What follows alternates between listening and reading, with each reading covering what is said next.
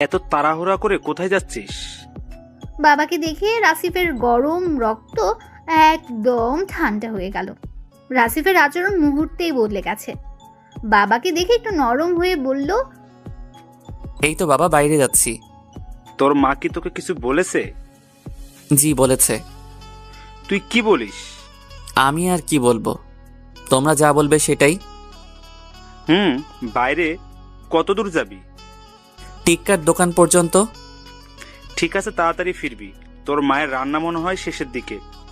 ঠিক আছে বাবা, তাড়াতাড়ি ফিরবো। রাসিফের বাবা চলে আসে রান্নাঘরে। এসে দেখে তার বউ মিটিমিটি হাসছে আর রান্না করছে। কি ব্যাপার, মুখে মিটিমিটি হাসি লেগে আছে দেখছি? আর বললেন না, আপনার ছেলে তো আমাকে রাগ দেখিয়ে গেল। কেন? কেন আবার, হবু বউয়ের বয়স কম তাই। ও আসুক বাড়িতে। না না, রাগারাগির মতো তেমন কিছু হয়নি, ও রাজি আছে। তুমি যে বললে। ও কিছু না, তরকারিটা দেখো তো ঠিক আছে কিনা। দাও এক চামচ তুলে। এদিকে রাসিফ সেই টিক্কা খানের দোকানে তার বন্ধুদের সাথে দেখা করতে গেল। অনেকদিন পর শহর থেকে এসেছে। সবার সাথে দেখা করার জন্য মন কেমন কেমন যেন করছে তার। কিন্তু দোকানে গিয়ে সে হতাশ হলো। সে টিক্কার কাছ থেকে জানতে পারলো আগের মতো তাদের বন্ধুরা কেউ আর আসে না। কেউ কেউ কাজের জন্য গ্রাম ছেড়েছে, আবার কেউ কেউ নিজ গ্রামেই কাজে ব্যস্ত। তোর টিক্কা, তোর কি অবস্থা? হ্যাঁ ভাইয়া, আল্লাহ ভালোই চালাইতেছে। ভাই আপনার কি অবস্থা? ভালোই চলছিল রে, বাড়িতে আসার পর যন্ত্রণায় পড়েছি। থাক তাইলে, পরে আসবনি। ঠিক আছে ভাইয়া। আর ওরা কেউ আসলে আমার কথা বলিস। যে ভাইয়া বল মনে। রাসিফ বাসায় চলে গেল। দুপুরের খাওয়াটা খেয়ে আবার তার মায়ের সাথে একাকী আলাপ শুরু করলো। ও মা, কি? এটা কোনোভাবে আটকে দাও না। এক কথা বারবার বলিস কেন, মানা করার পরেও? ছোট মেয়েও। এই তুই দেখেছিস ওকে? দেখার পর বলিস কত বড় আর কত সুন্দর হয়েছে মেয়েটা। এখানে আসার পর লজ্জায় চাচির বাড়ির দিকে যাই নাই। সন্ধ্যায় এমনিতেই যেতে হবে, রাতে দাওয়াত আছে। আমি যেতে পারবো না। থাক, গেলাম। ও মা। আর কাজ হবে না। রাসিফ হতাশ। সে জানে তার বাবা যখন বলেছে এটা শিওর হবে, তবুও আটকানোর বৃথা চেষ্টা করছে। দেখতে দেখতে সন্ধ্যা হলো। রাসিফের বাবা রাসিফকে সাথে নিয়ে চাচার বাড়িতে হাজির। এই বাড়িতে রাসিফ আগে কতই না আসা যাওয়া করেছে, আর এখন পুরো বাড়িটাই তার কাছে অচেনা লাগছে। বাড়ির লোকজনদের ব্যবহারে অনেক পরিবর্তন এসেছে। অতিথি পরায়ণতার ভাব একটু বেশি দেখা যাচ্ছে। রাসিফ তার লজ্জার বাঁধ ভেঙে চাচা চাচির সাথে দেখা করলো। তারপর তার দাদির সাথে দেখা করলো। তার দাদি আগে থেকে এ বাড়িতে থাকেন। কি হয়েছে দাদু ভাই? কিছু না। ঠিক সেই সময় দাদি, দাদি, মা তোমাকে ডাকছে। ছাগলের একটা বাচ্চা এখনো পাওয়া যাচ্ছে না। রাসিফ খেয়াল করলো মেয়েটার দিকে, আর দেখলো এই সেই মেয়ে। নাম ইয়াশা। খুব চঞ্চল, কিন্তু সেটা বাড়ির মধ্যেই, বাইরে গেলে একদম চুপ। রাসিফ অনেকদিন পর তাকে দেখছে আর ভাবছে, বড় তো হইছেই, আবার আমাকে বিপদেও ফেলেছে। দাদু ভাই, তুই ঘরে গিয়ে বস, আমি আসছি তোর সাথে গল্প করতে। এবার ইয়াশা খেয়াল করলো যার সাথে তার বিয়ে নিয়ে আলোচনা হচ্ছে, মানে তার রাসিফ ভাইয়া, তার দিকে তাকিয়ে আছে। চোখে চোখ পড়তে এক দৌড়ে ইয়াশা পালিয়ে গেল। হাইরে কপাল, বছরখানেক আগে এই বাড়িতে আসছিলাম। টাকা চাইতে চাইতে আমার কান ঝালাফালা করে দিচ্ছিল। যেই মেয়ে, সেই মেয়ে আজ আমাকে দেখে পালাচ্ছে। রাসিফ উঠে তার চাচার ঘরে গেল। সেখানে আবার দেখা হলো ইয়াশার সাথে। এবার লাইটের আলোয় রাসিফ তাকে ভালোভাবে দেখে এদিকে ইয়াশা দৌড়ে পালাবে এমন একটা ভাব। তখনই রাসিফ বলল, তোদের টিভি কি ঠিক আছে? জি ভাইয়া। অন কর। ইয়াসা টেবিলের ড্রয়ার থেকে রিমোট বের করে রাসিফের পাশে রেখে চলে যাচ্ছিল। এই কাণ্ড দেখে রাসিফ তাকে ডাকলো। এই শোন। জি ভাইয়া বলেন। তোরে আমি টিভি অন করতে বলেছি। লম্বা হয়েছিস, বুদ্ধি শুদ্ধি তো কিছু হয়নি। বলেছি একটা, করতেছিস আর একটা। ইয়াশা আবার ফিরে আসলো, নিজের রিমোটটা হাতে তুলে টিভি অন করলো। ইয়াশাকে রাসিফ যেতে না দিয়ে পাশেই বসালো আর নানান প্রশ্ন শুরু করে দিল। লেখাপড়ার কি অবস্থা? জি ভাইয়া, ভালোই চলছে। ভালো হলেই ভালো। দাদির কি আগের মতো প্রেশার ওঠে? না ভাইয়া, অনেকটাই কমে গেছে। ও। রাসিফ পকেট থেকে মানি ব্যাগটা বের করলো।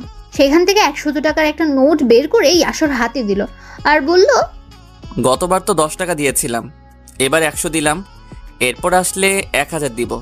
ভালোভাবে পড়িস কিন্তু। ইয়াশা টাকা নিয়ে হতবাক। হবু বর তার ভালো লেখাপড়া করার জন্য 100 টাকা দিচ্ছে। কয়েকদিন পর এর সাথেই তার বিয়ে, আর বিয়ের 2 দিন পর শহরে চলে যাবে। সে মানুষটি এই কাজ করছে। ইয়াশা হাসতে গিয়েও হাসতে পারছে না। কোনো রকমে টাকাটা হাতে নিয়ে বলল, জি ভাইয়া, ভালো করে পড়বো। আমি উঠি। বসে থাক, টিভি দেখ। ভাইয়া, বাইরে কাজ আছে। আচ্ছা যা। ইয়াশা বাইরে এসে খিলখিল করে হাসতে হাসতে তার দাদির কাছে গেল আর সেখানে গিয়ে জোরে জোরে বলল, দেখো, আমার হবু বর আমাকে 100 টাকা দিয়ে বলে ভালো করে পড়ার জন্য। খবরটা বাতাসের আগে পৌঁছে গেল রাসিফের মায়ের কানে। উনি তো কথাটা শোনার পর লজ্জায় মাথা কাটা যায় এমন অবস্থা, কারণ মাত্র 100 টাকা দিয়েছে, তাও নিজের হবু বউকে। রাসিফের মা ইয়াশাকে সাথে নিয়ে সেই ঘরে গেলেন।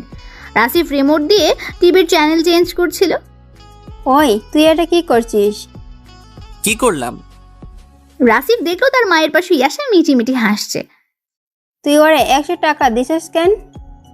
তো কত দিব? কি রে, তোর কম হয়েছে আগে বলবি না? এই নিয়ে আরো 100 দিচ্ছি। রাসিফের মা রাসিফের কাছে এসে ফিসফিসিয়ে বলল, নিজের হবু বউকে তুই 100 টাকা দিস? হ্যাঁ, মান সম্মান তুই রাখছিস? আরে কিসের বউ? ওরে তো আমি সেই ছোট্ট ইয়াশা মনে করে দিলাম। প্রতিবার তো টাকা দেই, তাই এবার এসেও দিলাম। এবারে ব্যাপারটা আলাদা। 2000 টাকা বের কর। কেন? বুঝিস না? ওরে দে।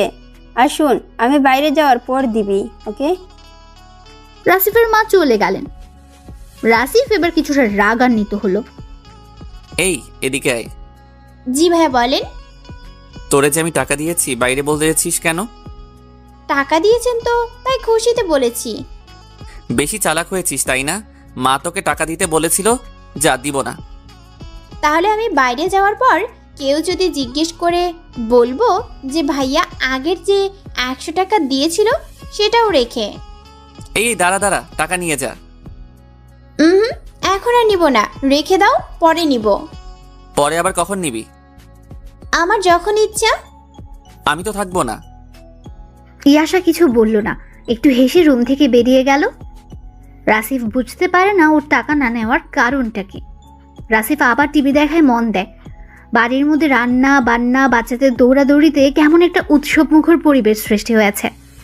দুই পরিবারের সম্পর্ক যে গভীর হতে যাচ্ছে, এটাই তার প্রতিচ্ছবি।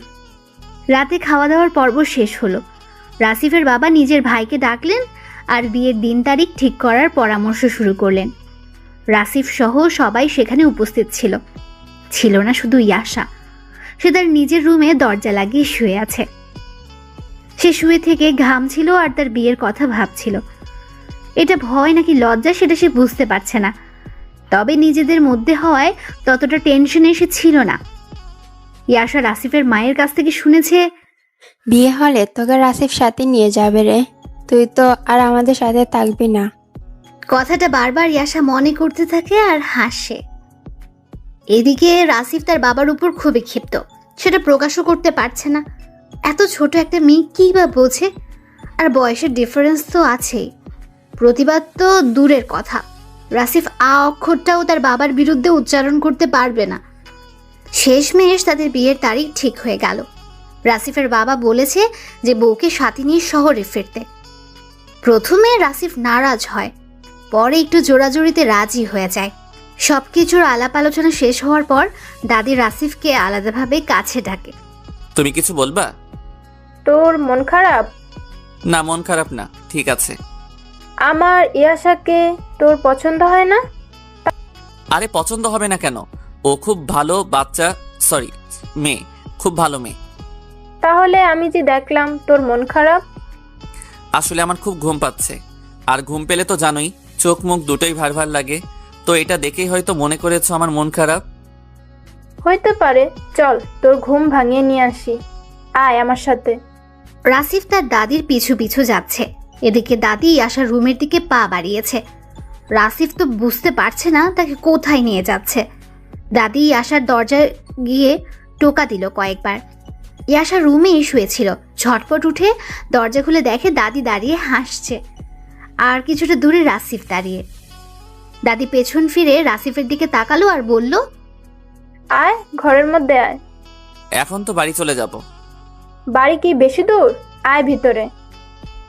রাসিফ ঘরে আসলো। ইয়াশা দাদির পাশে দাঁড়ানো। রাসিফ রুমে ঢুকে বেশ লজ্জা পাচ্ছিল। হঠাৎ তার মনে হলো কিছুক্ষণ আগেই তো ওকে দেখে এত লজ্জা পাচ্ছিলাম না, এখন এত উদয় হলো কোত্থেকে। রাসিফ বিছানায় গিয়ে বসলো। কি দাদু ভাই, ঘুম ভেঙেছে? হ্যাঁ, খুব ভেঙেছে। এখন তো কোনো ঘুমই নেই আমার চোখে। এই যে আমার পাশে দাঁড়িয়ে তোর ঘুম ভাঙানো ওষুধ। ইয়াশা কথাটা শুনে লজ্জা পায় আর দাদির পিঠে চিমটি কাটে। দাদিও বুঝতে পারে সে বেশি বেশি বলে ফেলেছে। দাদি আর দাঁড়িয়ে না থেকে বিছানায় গিয়ে বসলো। এখন দুই হবু বর আর বউ দুপাশে, মাঝখানে দাদি। নে তোরা কথা বল, আমি শুনি। কি কথা বলবো? আর দাদি তুমি থাকো, আমি যাই এখন। এত পালাই পালাই খেলা তো যাবে না, ওই দিন শেষ। এখন অনেক কিছু না চাইলেও সহ্য করতে হবে ভাই। এই ইয়াশা, তুই কিছু বল।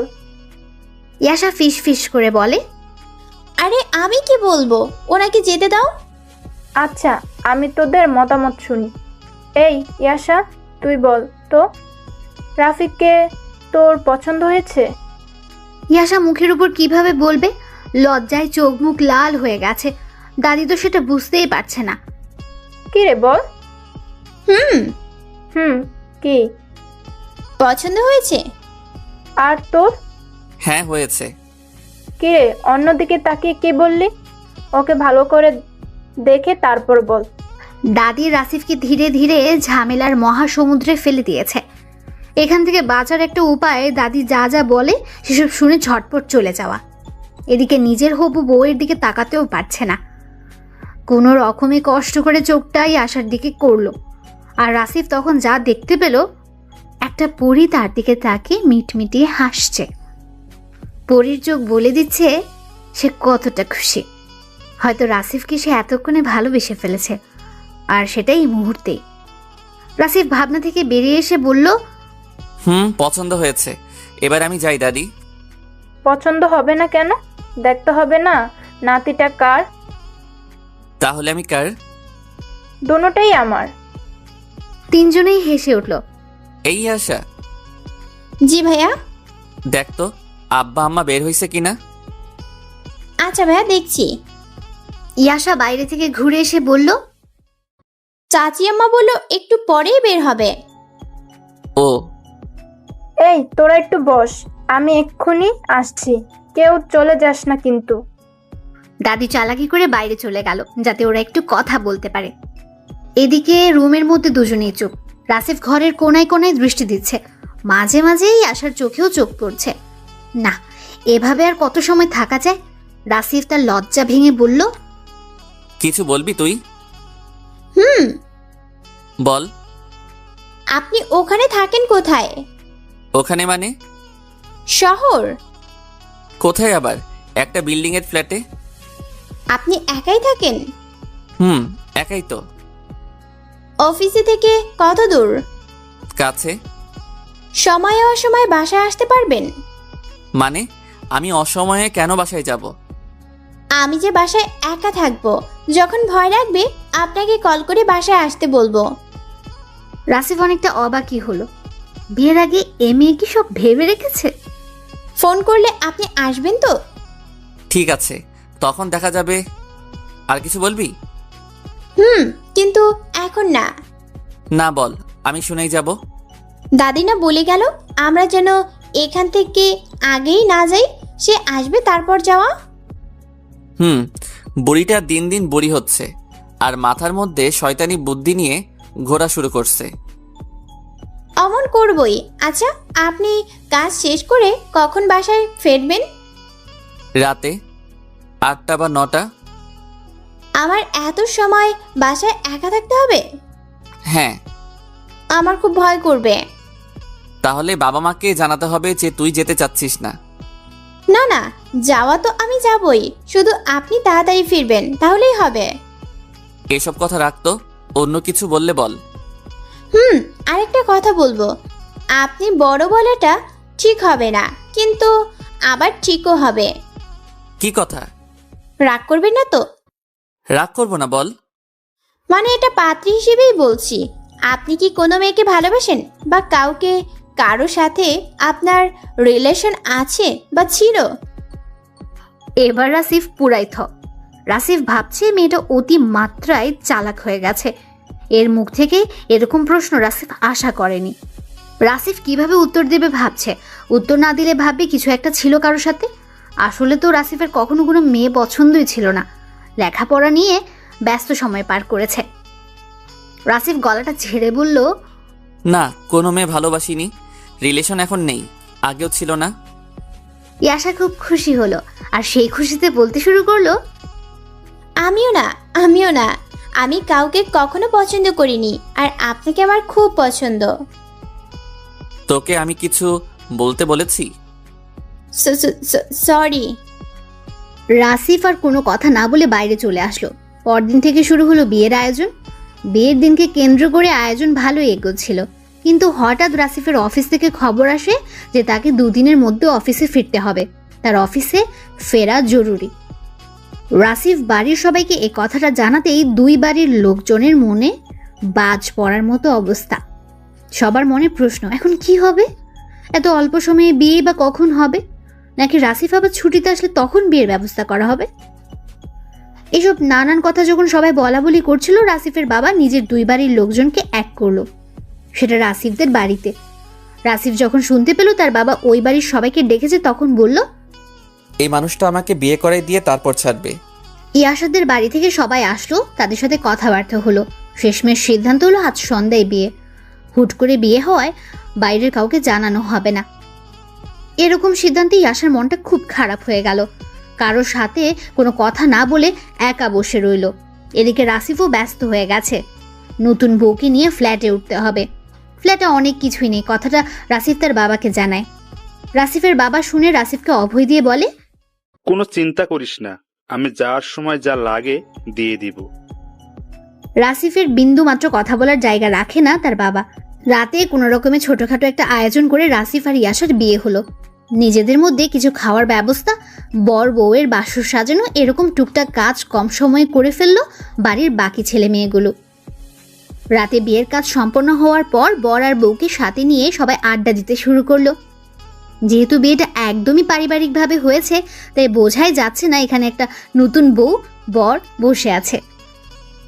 ছোট বাচ্চা থেকে শুরু করে মুরব্বী পর্যন্ত সবাই আড্ডায় মেতে উঠল। এই আড্ডাতে টপিকগুলো ইয়াসা আর রাসিফকে নিয়ে। তাদের অনেক ছোটবেলার কাহিনীও তুলে ধরা হলো। ইয়াসা ছোটবেলায় রাসিফ ইয়াসাকে কোলে করে অনেক ঘুরেছিল। বিশেষ করে ইয়াসার মা যখন ইয়াসাকে মারতো, ইয়াসা তখন খুব কান্না করত। এই বাড়ি থেকেই ইয়াসার কান্নার আওয়াজ পাওয়া যেত। ইয়াসার গলার আওয়াজ শুনে রাসিফ বসে থাকতে পারতো না। পড়তে বসা হোক বা খেতে বসা হোক, যে অবস্থাতেই থাকুক দৌড়ে ইয়াসার কাছে চলে যেত। চাচির কাছ থেকে ইয়াসাকে উদ্ধার করতে রাসিফ যখন এসে হাজির হতো, তখন দাদি বলতো, এই তো জামাই হাজির। ইয়াসা মা আর ইয়াসাকে মারতে পারবে না। আজ দাদির কথাটা সত্য হলো। তিনি তার কথাগুলো এ আড্ডায় তুলে ধরলেন। অনেক রাত পর্যন্ত আড্ডা দিতে দিতে কারো খেয়ালই নেই যে অনেক সময় হয়ে গেছে। ইয়াসার খুব ঘুম পাচ্ছে। এদিকে রাসিফের চোখও লাল হয়ে গেছে। নতুন বর বউ, তাই মুখ ফুটে বলতেও পারছে না। ঘুমে যখন ধৈর্য হারা হলো দুজন, তখন হঠাৎ দুজন একসাথে বলে উঠল, ঘুম পাচ্ছে। কথাটা শুনে সবাই একে অপরের দিকে তাকানো শুরু করলো। ইয়াসা আর রাসিফও বেশ লজ্জায় পড়ে গেল। কথাটা কাকতালীয়ভাবে একসাথে দুজনের মুখ থেকে বের হয়েছে। যাই হোক, ইয়াসা আর রাসিফকে এই আড্ডা থেকে উদ্ধার করলো তাদের দাদি। দাদির কানে এই কথা পৌঁছতে না পৌঁছতে উনি এসে দুজনকে উঠিয়ে রাসিফের ঘরে নিয়ে গেলেন। রাসিফের রুমটা মোটামুটি ভালোই সাজানো হয়েছে। নেন, এবার আপনারা ঘুমান, আমি আর এখানে আর থাকবো না, এক্ষুনি চলে যাচ্ছি। দাদি সত্যি সত্যি দেরি না করে চলে গেল। এখন ইয়াশা আর রাসিফ রুমের মধ্যে। রাসিফও বিছানায় যাচ্ছে না, ইয়াশাও যাচ্ছে না। রাসিফ দেখলো এমন অবস্থা চলতে থাকলে সকাল হয়ে যাবে, তবুও বিছানায় যাওয়া হবে না। যা শুয়ে পড়। কোথায়? কোথায় আবার? বিছানায়। কোন পাশে? পশ্চিম পাশটায় ঘুমা। ইয়াশা সাজানো ফুলগুলো সরিয়ে বিছানায় তার জায়গায় সরাসরি শুয়ে পড়ল। এই তুই গয়না নিয়ে ঘুমাবি নাকি? ওগুলো খুলে রাখ। জি ভাইয়া, খুলে রাখছি। ইয়াশা উঠে গয়নাগুলো খুলে আবার আগের মতো লেপের মধ্যে গুটিসুটি মেরে শুয়ে পড়ল।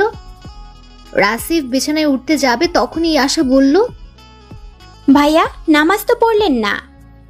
তোকে নামাজের কথা কে বলেছে? দাদি। ওঠ, উঠে তুইও পড়ে নে। দুজন নামাজ শেষ করে এসে শুয়ে পড়ল। আজকে অনেক ঠান্ডা, তাই না রে? নে ঘুমা, এখন অনেক রাত হয়েছে। ভাইয়া, আমার মন খারাপ। আবার কি হলো? গায়ে হলুদ হলো না। ইয়াশা এই গায়ে হলুদের জন্য অনেক মন খারাপ করেছে। তার শখ ছিল হলুদ লাগানোর। এখন আমি কি করব বল? আমি তো মানা করিনি। এত তাড়াতাড়ি বিয়েটা দেওয়ার কি দরকার ছিল? দরকারও আছে। মানে?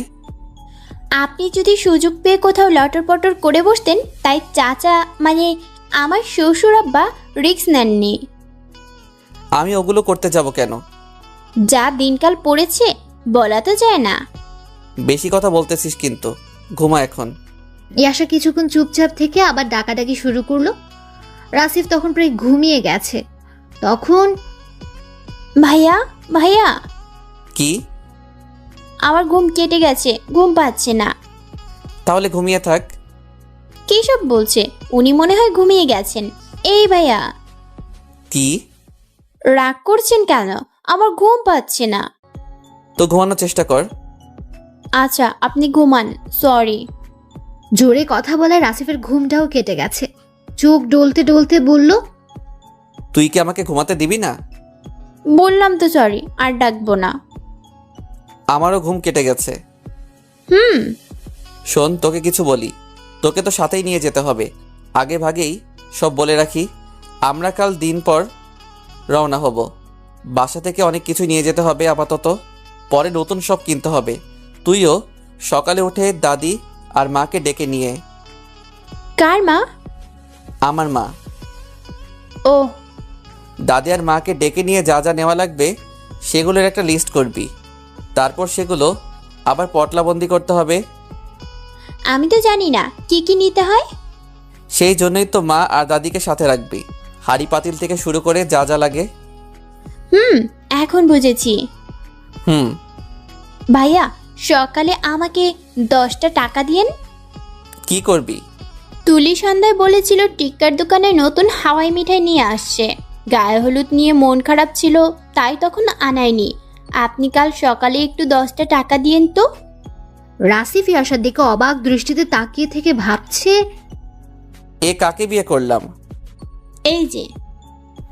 এত জোরে ডাকতে হবে না, শুনতেছি। দিবেন তো? হ্যাঁ, আমি কি মানা করেছি? আমি জানি তো আপনি মানা করেন না। আমি এখন ছোট থাকলে তো আমাকে কোলে করে দোকানে নিয়ে গিয়ে হাওয়াই মিঠাই কিনে দিতেন। রাসিফ লজ্জা পেয়ে ওপাশে মুখ ঘুরিয়ে নিল। ওইদিকে ঘুরলেন কেন? ঘুমাবো। ঘুমায়েন না প্লিজ। তুই ঘুমানোর চেষ্টা কর। আচ্ছা, আমি তাহলে আমার বাড়ি গিয়ে ঘুমাই। তোর যা ইচ্ছে কর। কথাটা শোনার পর ইয়াশার ছেলে মানুষই আর কে দেখে, নিজের বালিশ ছেড়ে দিয়ে রাসিফের বালিশে মাথা রাখলো। রাসিফ কিচ্ছু বলল না। ইয়াশা এবার রাসিফের কানের কাছে মুখ নিয়ে বলল, টাকা দিবেন তো? ইয়াশার নিঃশ্বাসটা রাসিফের কান আর মুখের উপর গিয়ে লেগেছে। রাসিফ কেমন যেন হয়ে বলল, তোর যত খুশি দিস, এবার ঘুমা। ইয়াশা নিজ বালিশে যাওয়ার পর রাসিফ একটু হেসে ইয়াশার কাণ্ড কারখানা দেখছে। হাত পা লম্বা হয়েছে, কিন্তু বাচ্চাদের ভাব এখনো রয়ে গেছে। পরদিন সকালবেলা রাসিফ ঘুম থেকে উঠে দেখে ইয়াশা তার বালিশে এসে শুয়ে আছে। এক পা কম্বলের বাইরে আর এক পা ভেতরে। চুলগুলো এলোমেলো হয়ে আছে, মুখটা কেমন যেন খুব শুষ্ক লাগছে। হঠাৎ রাসিফের চোখ আটকে গেল ইয়াশার ঠোঁটের দিকে। শীতে ঠোঁটটাও চিড়চিড়ে ভাব ধরেছে। রাসিফ ভাবছে জেগে থাকলে হয়তো ঠোঁটটা ভিজিয়ে রাখত। রাসিফ এবার গভীর ভাবনায় পড়ে গেল। হারামিটার মুখ দিয়ে কত কথা বলে। আবার আবদারগুলো দেখো, ওর গায়ে হলুদ হলো না কেন? সকালে কিন্তু 10 টাকা দিতে হবে, আবার গিয়ে নিজ বাড়িতে ঘুমাবে। এটাকে নিয়ে কি করব আমি, আল্লাহ জানে বাকি জীবন কিভাবে কাটবে। ভাবনায় থাকতে থাকতে রাসিফ ইয়াশার মাথায় হাত দেয়, এলোমেলো চুলগুলোতেই হাত বোলাতে থাকে। এদিকে ইয়াশা হঠাৎ করেই তার চোখ খুলে ফেলল। রাসিফও তার হাত দ্রুত সরিয়ে নেয়।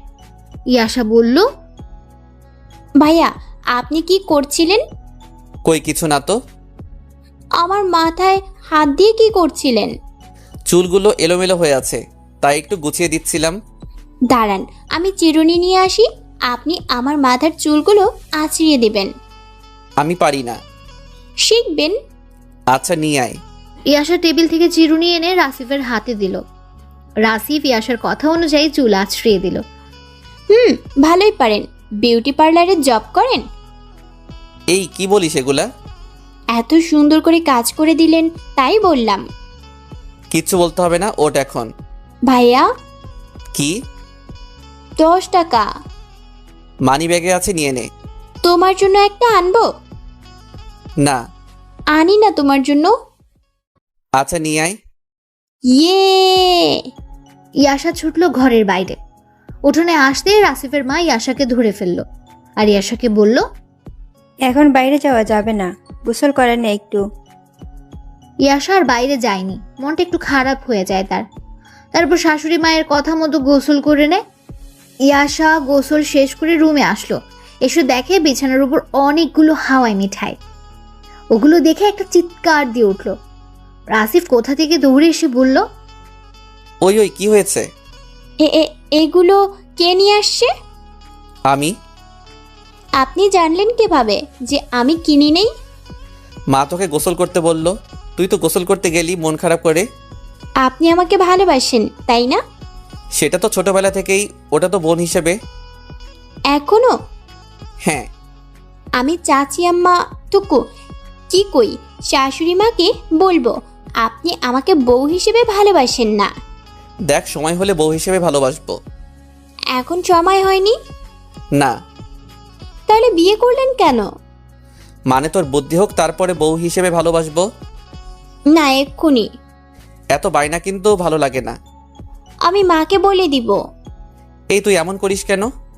তাহলে বউ হিসেবে ভালোবাসেন? সেটা কিভাবে? একটু জড়িয়ে ধরেন। তাহলেই হবে? হ্যাঁ হবে তো।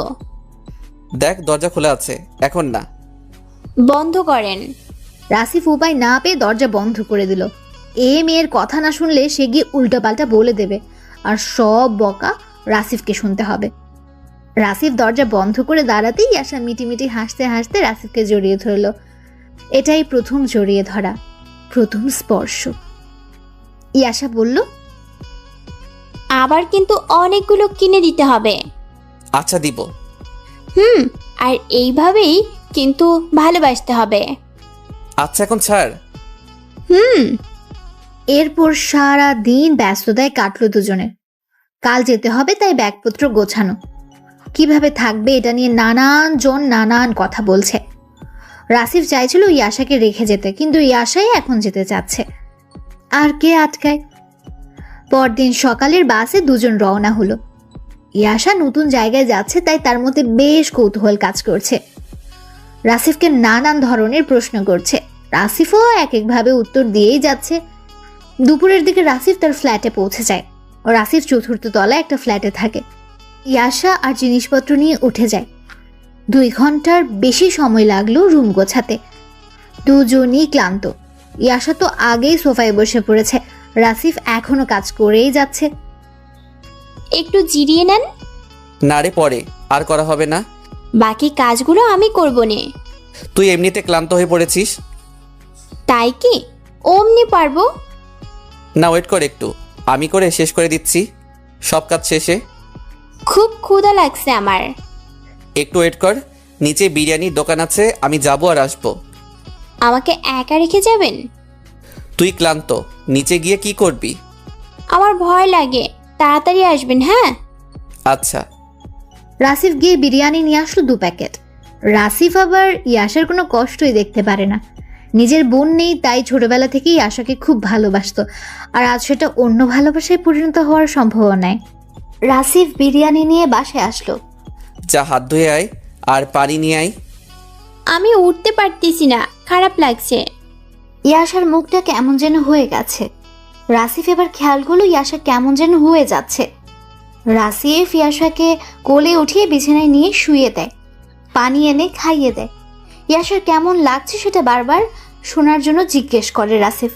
মাথায় পানি ঢালতে চাওয়ায় ইয়াশা বলল, লাগবে না, এমনিতে ঠিক হয়ে যাব।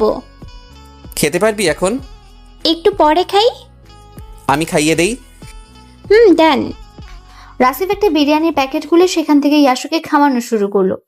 2-1 মুখে নেওয়ার পর, আমি জানি তোর একটু খারাপ লাগবে, নতুন পরিবেশ আর খাওয়াটাও একটু লেট হয়ে গেছে। আপনি চিন্তিত হইয়েন না, আমি মানিয়ে নিব। আমি জানি তুই পারবি। আমাকে একটু পানি দিবেন? পানি খাবি? না, হাত ধোবো। আমি তো খাইয়ে দিচ্ছি, হাত ধোয়ার কি দরকার? আগে দেন। ইয়াশা হাত ধুয়ে নিয়ে এবার হাতে খাবার তুলে রাসিফের মুখে ধরলো।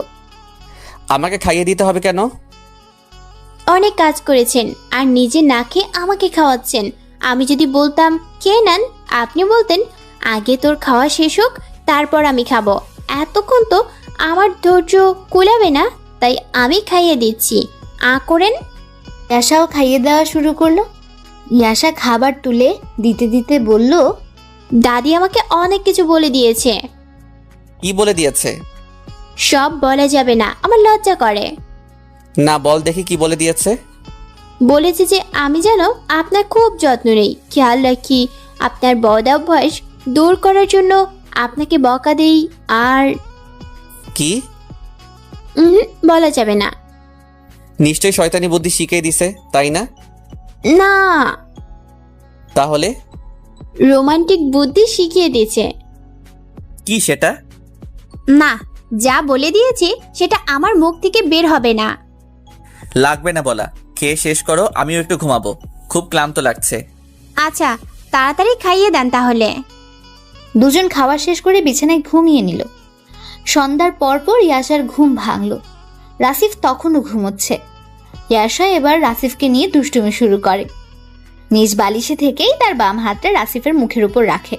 কিছুক্ষণ একভাবে রেখে আবার রাসিফের নাক চেপে ধরে, একবার ধরে আরেকবার ছাড়ে। এমন করতে করতে রাসিফ উঠেই যায়। রাসিফ বুঝতেই পারেনি ইয়াশা তার সাথে দুষ্টুমি করছে। রাসিফ চোখ খুলে ইয়াশার দিকে তাকায় আর বলে, ও, উঠেছিস তুই? হ্যাঁ, রাতে খেতে হবে না। খেতে হবে তো। শুয়ে আছেন, বাজার করবে কে? মা তো সব দিয়ে দিয়েছে। চাল তো দিয়ে দেয়নি, সেটা আনবে কে? রুমেই আছে। কোথায় রাখছেন? রান্নাঘরেই আছে। ওঠেন, চলেন দেখিয়ে দিবেন। তুই গিয়ে খুঁজতে থাক, পেয়ে যাবি। উঠবো না, রান্না করব না। কেন? আপনি ওঠেন, চোখ খুলেন, একসাথে রান্না করব। উঠতে ইচ্ছে করছে না। থাকেন শুয়ে, আমার কি? তুই না একটু শান্তিতে ঘুমোতেও দিবি না। চল দেখিয়ে দিচ্ছি। না, শুধু দেখিয়ে দিলে হবে না, আমার সাথে রান্না করতে হবে। তুই রান্না পারিস না? সব পারি, কিন্তু আপনার সাথে থাকতে হবে। চল। দুজনে একসাথে কিচেনে আসলো। তারপর চাল বের করলো। যেগুলো মা রান্না করে দিয়েছে ওগুলো গরম করবি নাকি? হ্যাঁ, ফ্রিজে রেখে দিয়েছি, যান বের করে নিয়ে আসেন। তুই যা। আমি চাল ধুয়ে দিই, আপনি ওগুলো নিয়ে আসেন। এত আলসেমি করেন কেন? বউয়ের কাছে ছোটখাটো একটা বকা শুনে রাসিফ তরকারির বাটি নিয়ে আসলো। এদিকে ইয়াশা গ্যাসের চুলে পাতিল উঠিয়ে দিয়েছে। এটা কিন্তু একলা করলেই পারতি। সকাল থেকে তো একাই করতে হবে। তাও ঠিক। কেউ তো নেই আমার পাশে যে থাকবে। পিচ্চি মেয়েটা বলে কি? এই শুনছেন? শুনতেছি, বল। বাসায় একটু কল করব, ভালো লাগছে না আমার। দাঁড়া, ফোন নিয়ে আসি। রাসিফ ফোন নিয়ে এসে দেখে ইয়াশা কান্না করছে, তবে কোনো শব্দ করছে না, শুধু চোখ বেয়ে পানি পড়ছে। রাসিফ বুঝতে পেরে বলল, এই তোর কি হয়েছে, কান্না করিস কেন? বাড়ির সবার কথা মনে পড়তেছে খুব। ইয়াশা শব্দ করে কান্না শুরু করলো। রাসিফ এখন কি করবে বুঝতে পারলো না। ইয়াশাকে ধরে যে সান্ত্বনা দেবে সেটাও পারছে না। এদিকে কান্নার আওয়াজ ক্রমেই বাড়ছে। রাসিফ উপায় না পেয়ে ওর হাতটা ধরে কাছে টেনে নিল। ইয়াশা তার মুখ রাসিফের বুকে রেখে কান্না করা শুরু করলো। থাক, এখন ফোনে কথা বলার দরকার নেই। কেন? কথা বললে তুইও কান্না করবি, আবার চাচি আম্মাও কান্না করবে। চাচি আম্মা বলেন কেন? হাই আল্লাহ, ঠিক আছে মা, মা কান্না করবে তোর কান্না দেখে। এখন কথা বলা যাবে না। কান্না করিস না আর। আমার ভালো লাগছে না। যা শুয়ে থাক, আমি রান্না করি। সেজন্য না, তাহলে? কাছে কেউ নেই। আমি তো আছি। নিজে কি আমার সাথে খেলবে? তা তো খেলবেন না। কি খেলবো? বাসায় যেগুলো খেলতাম। কি খেলা? গোল্লাচুট, লুকোচুরি, পলানটুক। কি এগুলো তুই খেলিস এখনো? না, কিন্তু খেলতে ইচ্ছে করে। আব্বাই যেটা করছে। কি করছে? তুই বুঝবি না। সব বুঝি আমি। আমাকে আপনার সাথে জুটিয়ে দিছে, সেই দোষ দিচ্ছেন? তোর সাথে না পারি বুদ্ধিতে, না পারি কথাতে। পারবেন কিভাবে? আপনার মাথায় কিছু আছে নাকি? তোর মাথায় যে এত কিছু আছে, তাহলে তুই কান্না করিস কেন? ভালো লাগে না যে সবার কথা মনে পড়ে। ইয়াশা দাঁড়িয়ে দাঁড়িয়ে রাসিফের বুকে মুখ লুকিয়ে কান্না করে টি শার্টটা একদম ভিজিয়ে ফেললো। কোনো রকম রান্না শেষ করে রাতের খাওয়াটা সেরে নিল তারা। ইয়াশার মন তো খারাপ হয়েই আছে। রাসিফও চুপচাপ কিছু বলছে না। ইয়াশা আনমনে তার হাত দেখছে, মাঝে মাঝে এদিক ওদিক তাকাচ্ছে আর মাঝে মাঝে চোখের পানি মুছছে। রাসিফ বুঝলো মেয়েটার বেশ একা লাগছে, ওকে সঙ্গ দিতেই হবে, কিছু একটা বলে হাসাতে হবে। ইয়াশা ছিল কম্বলের বাইরে আর রাসিফ কম্বলের ভেতরে। ইয়াশার মন খুশি করার জন্য বলল, কেউ যদি কম্বলের ভেতর আসতো তাহলে তাকে গল্প শোনাতাম। পরবর্তীতে শুনতে চাইলে আমি কিন্তু শোনাতে পারবো না। শহরে অনেক ভালো হাওয়াই মিঠাই পাওয়া যায়। কথাটা বলার সাথে সাথে ইয়াশা কম্বলের ভেতরে ঢুকে বলল, এই কথাটা আগে বললেই হতো। কখন থেকে ডাকছি, আসলি না কেন? আবার কড়া কথা বলা শুরু করছেন। বাইরে যাব কিন্তু। না থাক। কয়টা হাওয়াই মিঠাই আনবেন? তোর কয়টা লাগবে? একটা। আচ্ছা। না না, দুইটা। ঠিক আছে। না না, তিনটা হলেই হবে। তিনটা তো? চারটা হলেই মনটা ভরতো। হ্যাঁ ঠিক আছে, চারটাই। পাঁচটা আনলে কিন্তু মন্দ হবে না। আনবেন যখন, একটা না হয় বেশি আনবেন। রাসিফ আর নিজের ধৈর্য ধরে রাখতে পারলো না, চটপট নিজের হাতটা ইয়াশার মুখের উপর রাখলো। ইয়াশাও কেমন যেন একটু ভয় পেয়ে চোখ বড় বড় করে ফেললো। চুপ। হ্যাঁ, আমার যে কয়টা মন চায় সে কয়টাই আনবো। সকালে অফিস আছে, ঘুমাতে হবে। রাসিফ হাত তুলে নিয়ে আবার আগের অবস্থায় ফিরলো। ইয়াশা একটু অভিমান করে আবার কম্বলের বাইরে বের হয়ে শুয়ে থাকলো। রাসিফ দেখেও কিছু বলছে না। এদিকে ইয়াশা মনে মনে আশা করে বসে আছে রাসিফ তার রাগ ভাঙাবে, কিন্তু না, রাসিফের সেদিকে কোনো খেয়ালই নেই। ইয়াশা বারবার আর চোখে রাসিফের ভাবমূর্তি দেখার চেষ্টা করছিল। যখন দেখলো না রাসিফের কোনো পাত্তাই নেই, তখন অভিমান একটু বাড়িয়ে ওপাশে মুখ ঘুরিয়ে আরো একটু মুখ গোমরা করে শুয়ে থাকলো। রাসিফও দেখছে এ মেয়ে এমনি এমনি কম্বলের মধ্যে আসবে না। রাসিফ তার বালিশ ছেড়ে ইয়াশার বালিশে যায়, এক পাশে পড়ে থাকা কম্বলটা উঠিয়ে ইয়াশার গায়ের উপর দিয়ে দেয়, আর একটু কাছে গিয়ে ইয়াশাকে জড়িয়ে ধরে বলল, এই জন্য বাচ্চা বয়সে কাউকে বিয়ে করতে নেই। পেটের উপর দিয়েছেন কেন? ও সরি। আমি দেই। সরি বলেছি তো। আর আমাকে বাচ্চা বলবেন না। কি বলবো? জানি না। আমার সাথে কথা বলতে আসবেন না। খুব রাগ হয়েছে? না, একটুও হয়নি। সরি বললাম তো, আর অনেকগুলো হাওয়াই মিঠাই এনে দিব। আমি জানি আপনি আমার রাগ ভাঙানোর চেষ্টা করছেন। আমার রাগ তখনই ভাঙবে যখন আপনি ওগুলো নিয়ে আসবেন। আচ্ছা ঠিক আছে, এখন তাহলে ঘুমা। রাতে আর তাদের মাঝে কোনো কথা হলো না।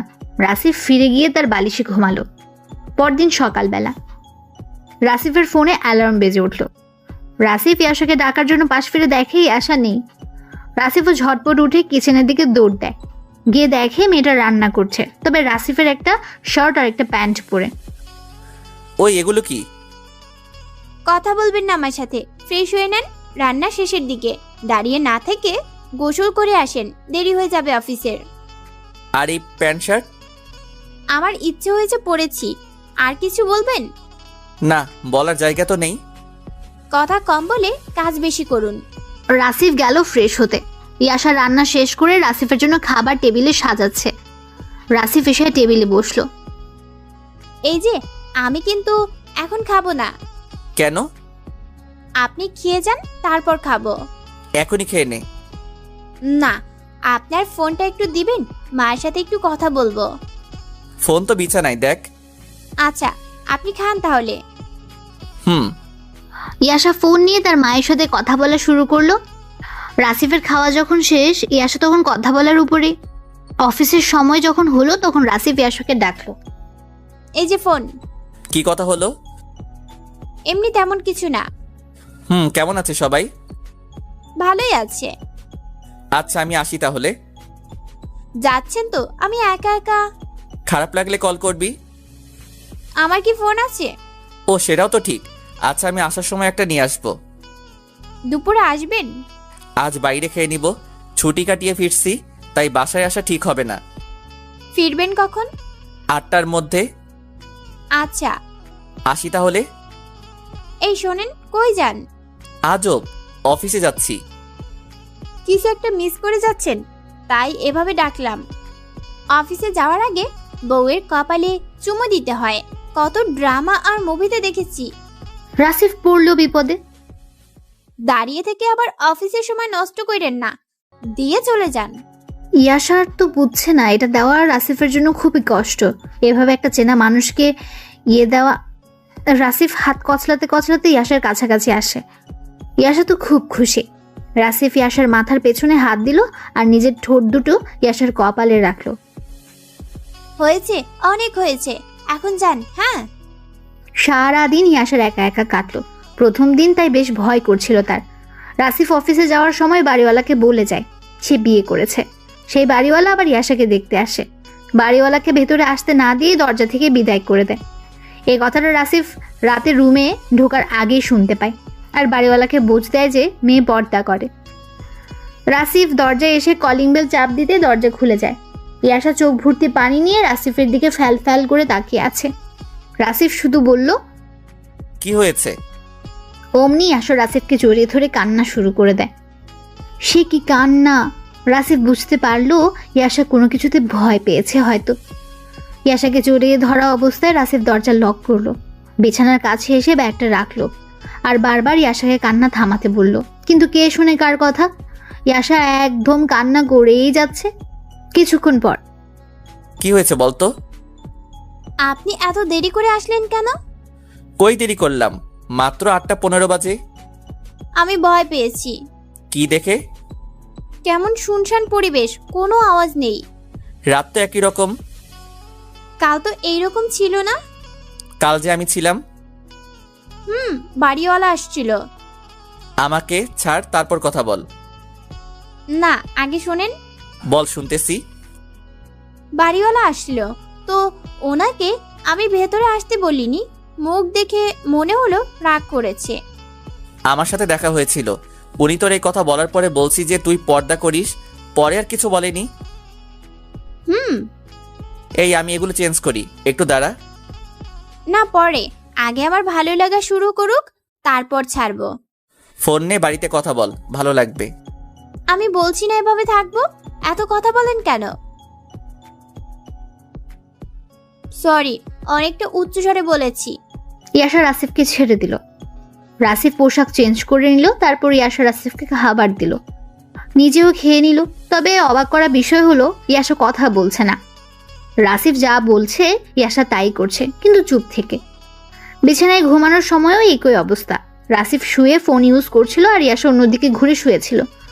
ইয়াশার চোখ মুখে মন খারাপের ছাপ স্পষ্ট বোঝা যাচ্ছে। রাসিফ ইয়াশার দিকে তেমন একটা খেয়াল করেনি। হঠাৎ রাসিফ ফোনের দিক থেকে দৃষ্টি সরিয়ে ইয়াশার দিকে তাকালো। রাসিফ 2 বার ডাকলো, ইয়াশা কোনো সাড়া দেয়নি। রাসিফ ভাবলো হয়তো ঘুমিয়ে পড়েছে। রাসিফের মন তাতেও সায় দিল না। এবার সে ওপাশ ডিঙিয়ে ইয়াশার চোখ দেখার চেষ্টা করলো, আর রাসিফ যা দেখলো সেটা দেখার জন্য একদমই প্রস্তুত ছিল না।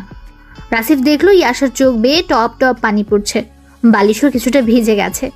রাসিফ বলল, এই এই কি হয়েছে? কিছু না, আপনি ফোন টিপেন। রাসিফের বুঝতে সমস্যা হলো না যে ইয়াশা অনেক রাগ করেছে আর মন খারাপও। রাসিফ কি করবে, কি বলবে, কিছুই বুঝতে পারছে না। না বুঝলে যা হয় আর কি। রাসিফ ইয়াশাকে তার দিকে নিয়ে জড়িয়ে ধরে বলল, সরি, আমি খেয়াল করিনি। লাগবে না, আপনি আপনার মতো থাকেন। কান্না করতেছিস কেন এভাবে?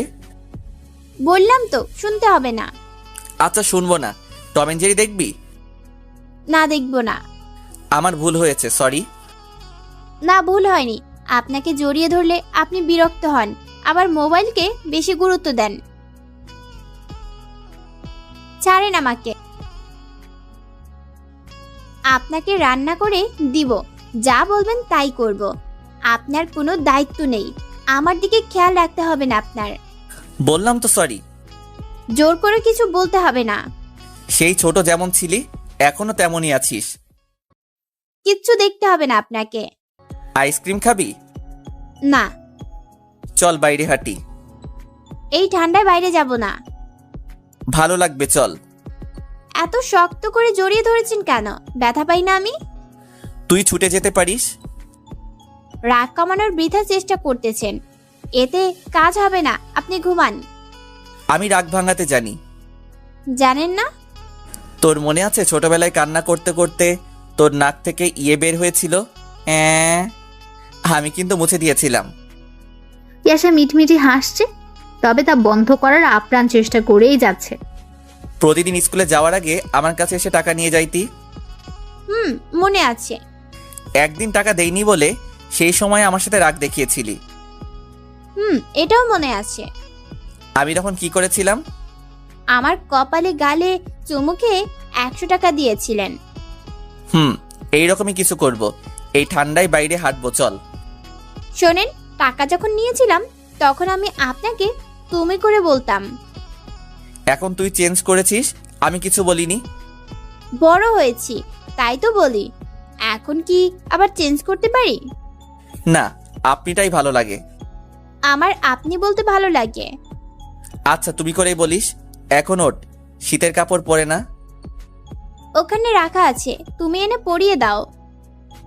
দুজন উঠেই শীতের পোশাক গায়ে দিয়ে রওনা হলো। বাসার বাইরে এসে ইয়াশা বলল, সেই যে রুমে উঠেছিলাম আর এখন বাইরে আসলাম। মাস্কটা পরে নে। না, হতেই থাক। আরে ঠান্ডা নাকের ভেতর দিয়ে ঢুকবে। আচ্ছা দিচ্ছি। দুজন হাঁটতে থাকে রাস্তার এক পাশ দিয়ে। ইয়াশার চোখে শহরের পরিবেশে নতুন কিছু ধরাতে, সেগুলো জানার জন্য রাসিফকে প্রশ্ন করে। রাসিফ হেসে হেসে এগুলোর উত্তর করে। ভাইয়া, বল। তুমি না বললা আইসক্রিম কিনে দিবা? আগে হাঁটতে থাকি, বাসায় ফেরার সময় খাবো। আমি তোমার হাতটা ধরি। ঠিক আছে, ধর। আমরা কি সারা জীবন এভাবে থাকবো? ইয়াশার এই প্রশ্নে রাসিফ আটকে যায়। ইয়াশা তার ভালো লাগা থেকে প্রশ্নটা করেছে। ভাইয়া বলো। হ্যাঁ, এভাবে থাকবো। ও, তাহলে তো আমার কোনো চিন্তাই নেই। কেন? আরে তুমি থাকলে আমার এত ফ্রি লাগে, মনে হয় মানে আমি গুছিয়ে প্রকাশ করতে পারবো না, তবে মনে হয় যা ইচ্ছা তাই করতে পারবো। বুঝেছি। দুজন হাঁটতে হাঁটতে রাস্তার একটা ল্যাম্প পোস্টের নিচে দাঁড়ায়। ল্যাম্প পোস্টের আলোতে ইয়াশার মুখটা খুব ভালো করে দেখছে রাসিফ। মেয়েটাকে এখন বেশ আনন্দিত লাগছে। আশপাশে জনশূন্য থাকায় ইয়াশা রাসিফের সাথে বেশ ভালোভাবেই মিশে যাচ্ছিল। নানান প্রশ্নে রাসিফকে না যে হাল অবস্থায় ফেলে আবার একটু দুষ্টুমি করে তাকে হাসানো, এরকমই চলছিল। রাত একটু বেশি হওয়ায় ওরা বাসার দিকে রওনা দিল। বাসার কাছাকাছি একটা দোকান থেকে কিছু আইসক্রিম কিনলো। দুজনে একটা করে নিয়ে খেলো, বাকিগুলো নিয়ে আসলো। রুমে আসার পর, ওহ, কি যে ভালো লাগছে, এমন সময় আমার কখনো কাটেনি। তাই? হ্যাঁ, তুমি তো জানোই, সন্ধ্যা হলে সেই যে ঘরে ওঠা, আর কি বেরোনো যায়? তবে একটা জিনিস খুবই বাজে লাগছে। কি সেটা? পুরো রাস্তাটা কেমন যেন গন্ধ। কিচ্ছু করার নেই, শহরে থাকতে হলে পচা গন্ধ আর ধুলাবালিকে ভালোবাসতে হবে। ওহ ভালো কথা, কাল তো অফিসে যাবে।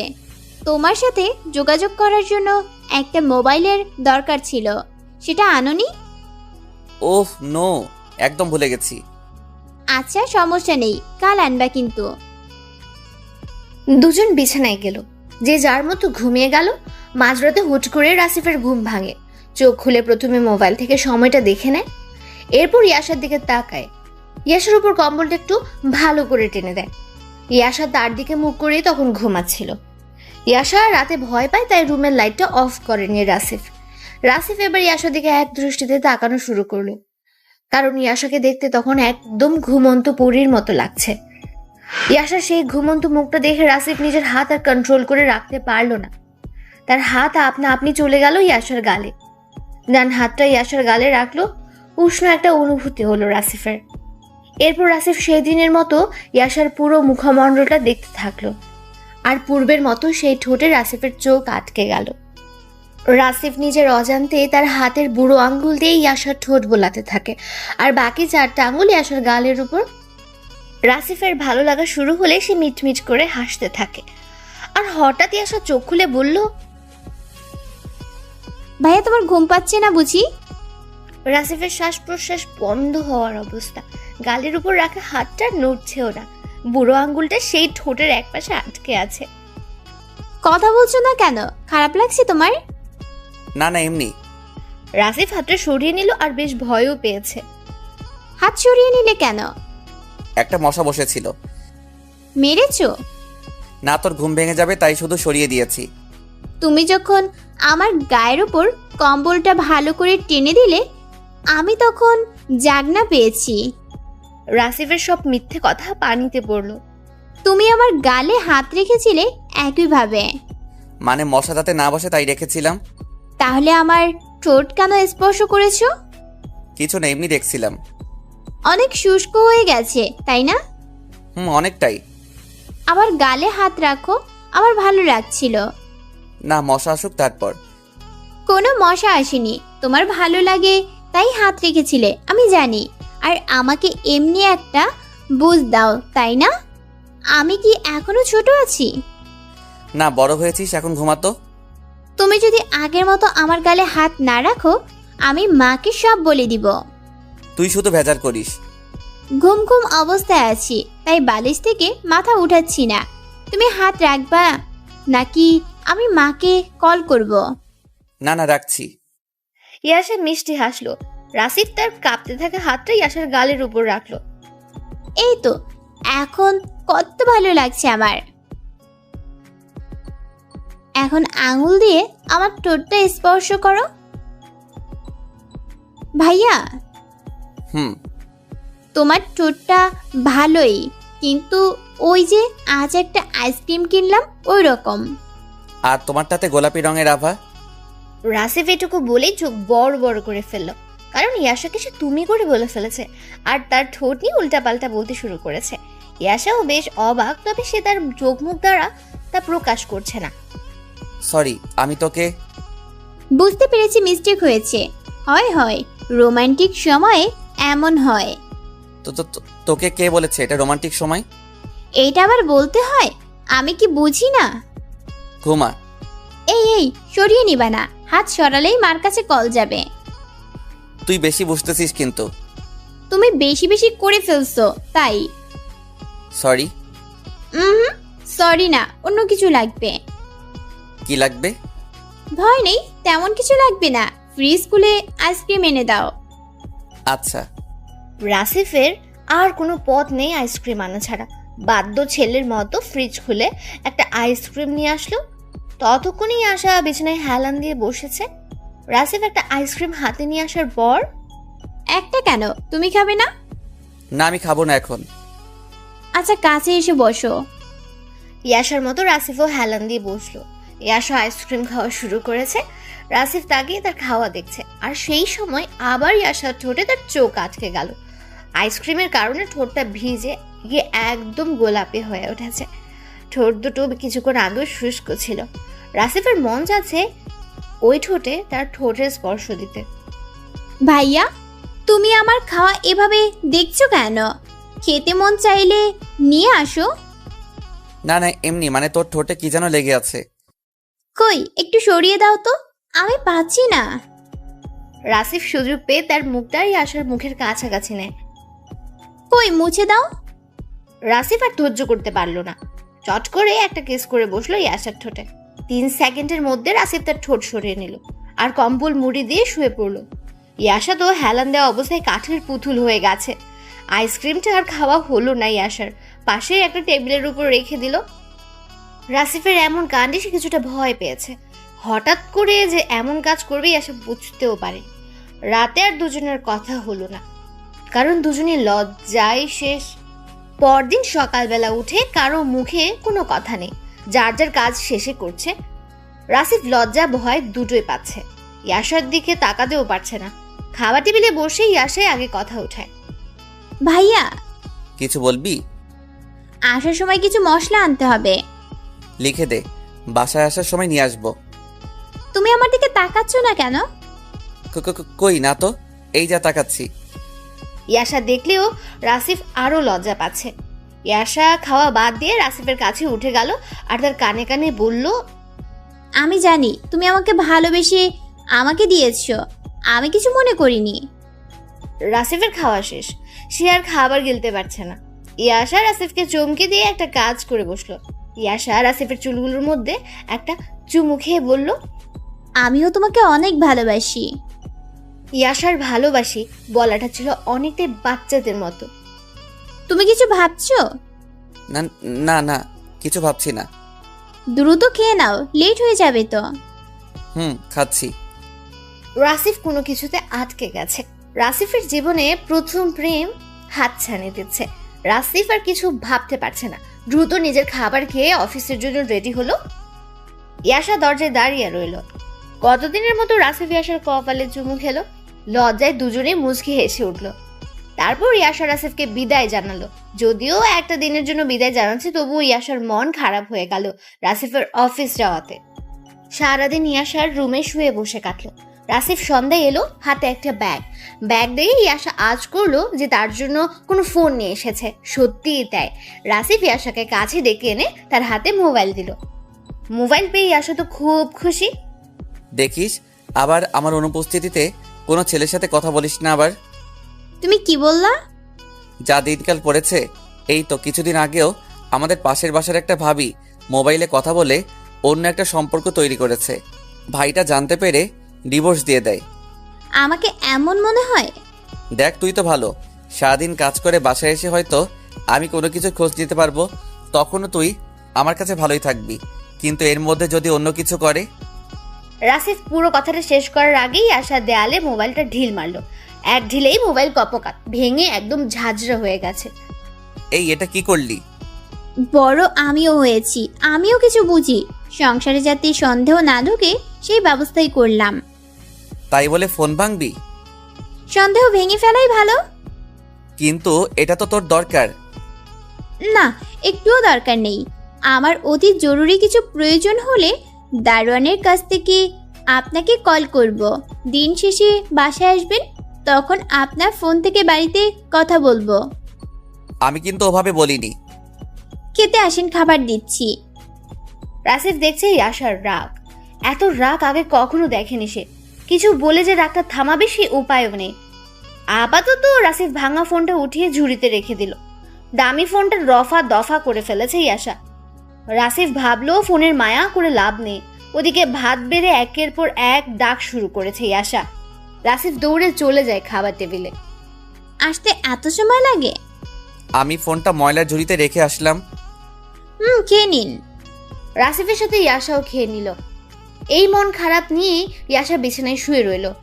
ইয়াশা বিছানায় যাওয়ার আগে রাসিফকে বলেছে সে যেন তার সাথে কথা বলার চেষ্টা না করে, তার কাছেও যেন না আসে। সব নির্দেশ শুনে রাসিফ দূরত্ব বজায় রেখে শুয়ে আছে। ইয়াশা আগের দিনের মতো করে শুয়ে আছে। রাসিফ গুনগুন করে গান ধরেছে। কেউ চুপ করলে সুবিধা হয়, আমার অসুবিধা হচ্ছে।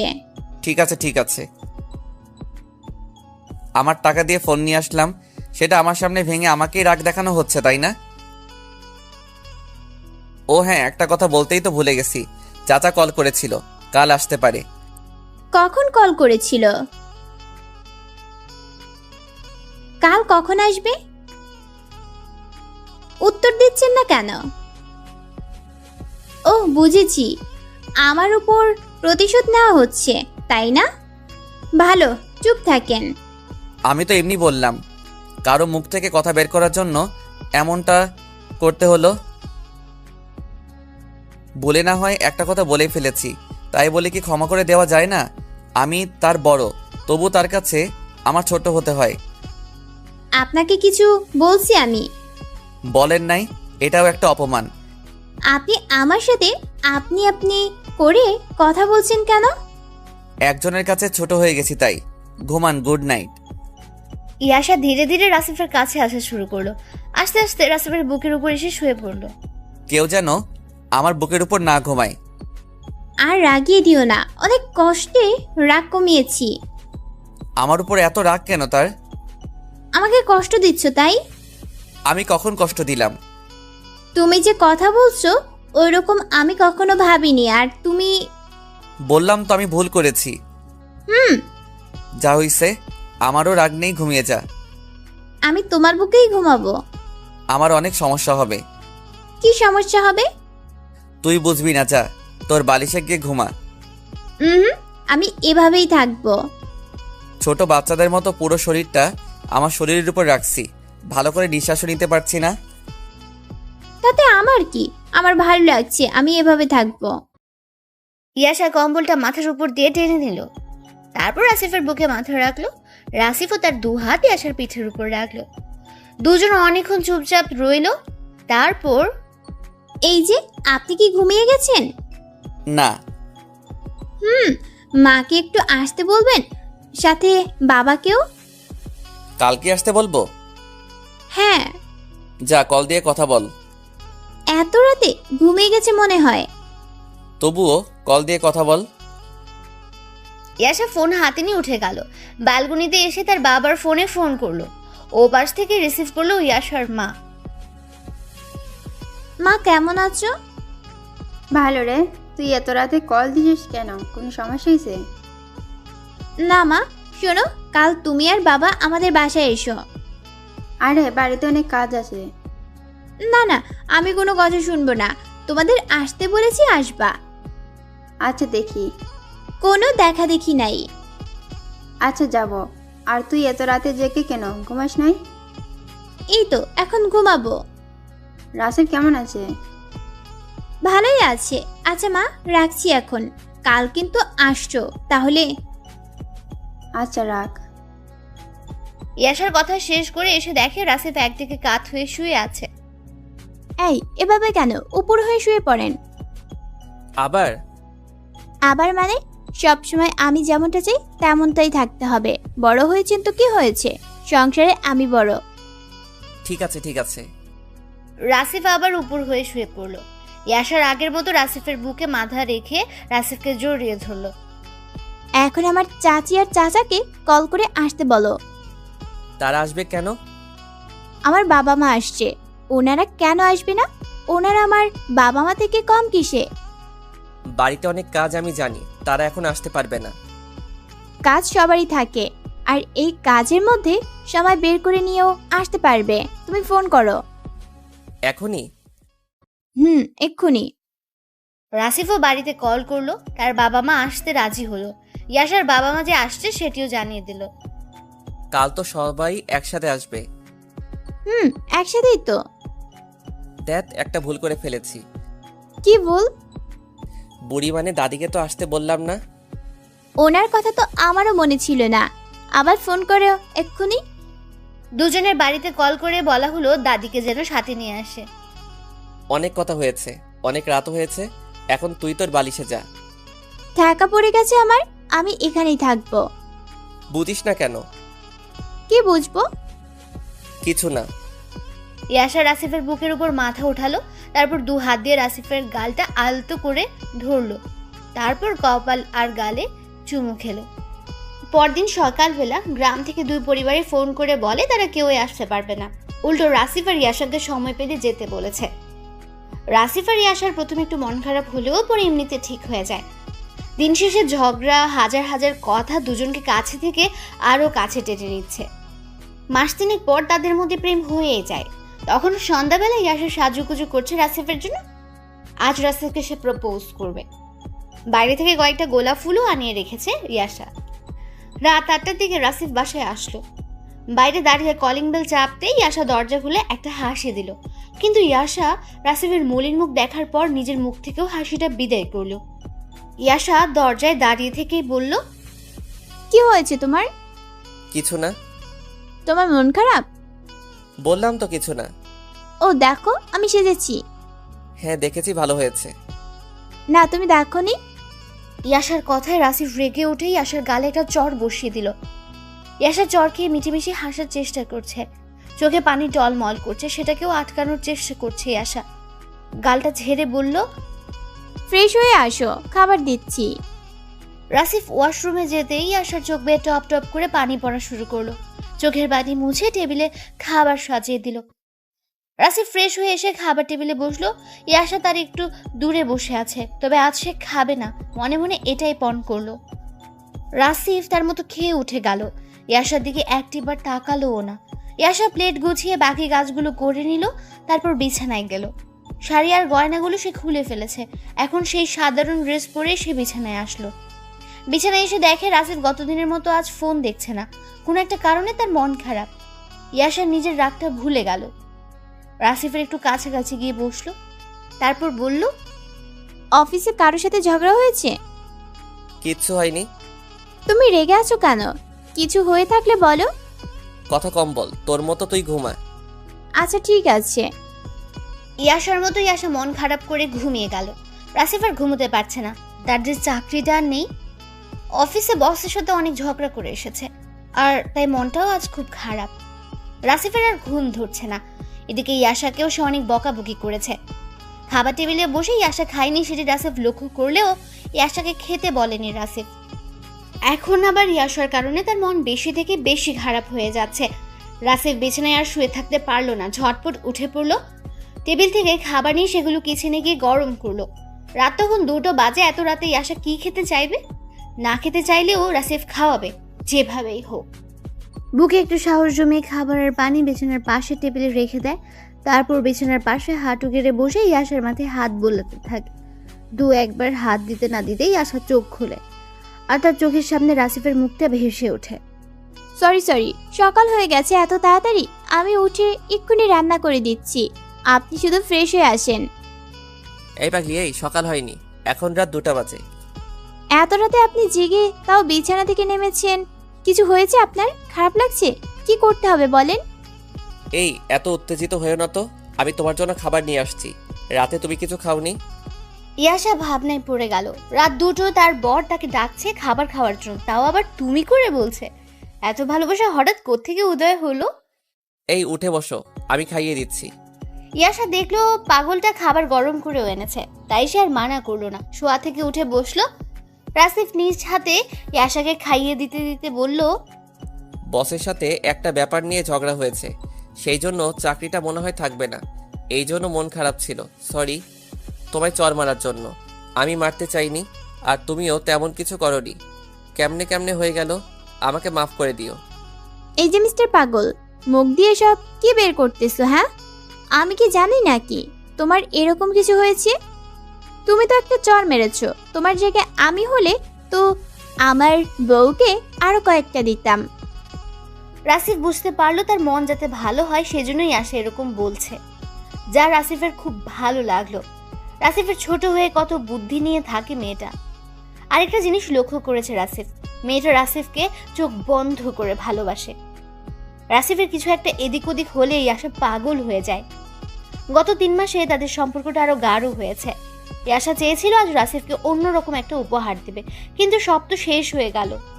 ইয়াসা মনে মনে ভেবে নিয়েছে অন্যদিন হয়তো দেবে। খাওয়া শেষ হলো ইয়াসার। রাসিফ প্লেট ধুয়ে টেবিলে রেখে আসলো। ইয়াসা বসে বসে রাসিফের কাণ্ড দেখছে।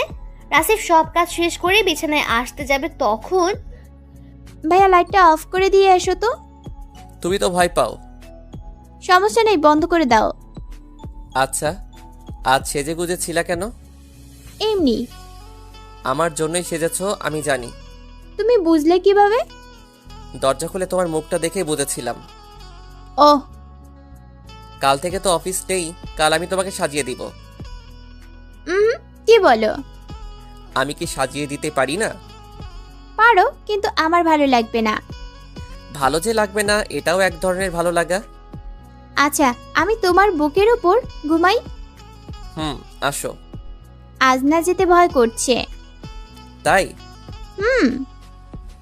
রাসিফ নিজেই ইয়াশাকে তার বুকের উপর নিয়ে আসলো। ইয়াশাও সেই আগের দিনের মতো তার পাগল বরটাকে জড়িয়ে ধরে শুয়ে পড়ল। যত রাগ অভিমান হয়েছিল সব শেষ। ইয়াশা চোখ বন্ধ করে রাখে কিছুক্ষণ। রাসিফ তার পিঠে হাত বোলাতে থাকে। একসময় ইয়াশা ঘুমিয়ে যায়। রাসিফকে সে আষ্টে পৃষ্ঠে জড়িয়ে ধরে রেখেছে। ইয়াশাকে বুকের উপর থেকে নামিয়ে যে বিছানায় শুয়ে দেবে সেটাও পারছে না। রাসিফ ভাবলো এমনি থাক, রাত পেরিয়ে সকাল। রাসিফের ঘুম ভাঙলো। চোখ মেলে দেখে পাশেই তার বউ ঘুমাচ্ছে।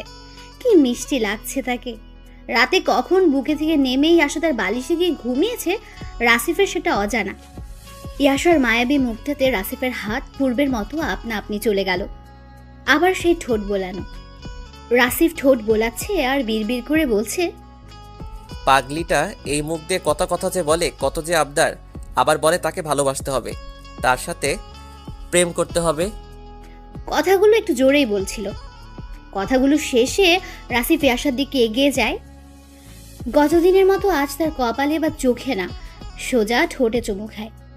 উপরের ঠোঁটে দুটো আর নিচের ঠোঁটে একটা। রাসিফ ঠোঁট সরিয়ে নিতে ইয়াশা বলল, এই যে মশাই, মুখ সরিয়ে নেওয়ার দরকার নেই। আপনার নাকটা আমার নাকে লাগিয়ে রেখে কথা বলেন। কথা যে বলবো, উঠে রান্না করবা না? আজ আমার ছুটি। আপনার তো অফিস নেই। অফিস বলতে চাকরিটাই তো নেই। যেদিন হবে সেদিন থেকে আবার আমি রান্না করব, আর ততদিন আপনি রান্না করে থাকবেন। আমি যে পারিব না। এটা বললে তো হবে না, রান্না যে করতেই হবে। তুমি কিন্তু পাশে থাকবে। পাশে না, বুকের মধ্যেই থাকবো। তাই?